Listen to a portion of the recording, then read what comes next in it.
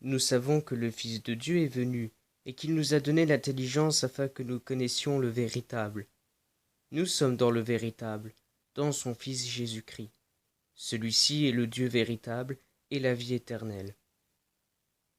Ce verset apparaît ainsi dans le texte grec qui lit «Idhamen δε ότι ο Υιός του Θεού οίκη και δεδόκεν ημιν διανοίαν, ειν αγινωσκόμεν των αληθίνων, και έσμεν εν το αληθίνο, εν το Υιό αυτού Ιησού Χριστό, ούτως εστίν ο αληθίνος Θεός και ζωή αιώνιος».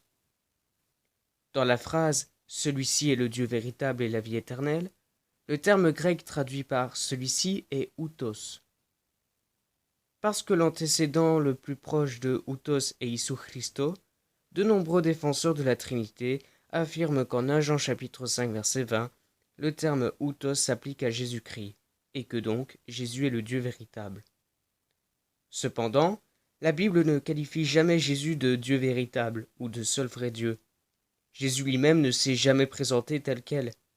Ces titres ont toujours été réservés à une seule personne, Jéhovah Dieu, le Père, le véritable.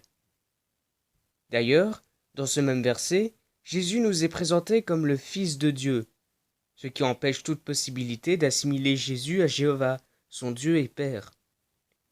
De plus, en grec, outos ne se rapporte pas toujours à son antécédent immédiat. La preuve en est avec 1 Jean chapitre 2 verset 22 qui dit ceci. Qui est le menteur, sinon celui qui nie que Jésus est le Christ? Celui-là est l'antéchrist, qui nie le Père et le Christ. Il est évident qu'en 1 Jean chapitre 2 verset 22, outos ne se rattache pas à son antécédent immédiat, Jésus-Christ, mais à pseftis, c'est-à-dire menteur.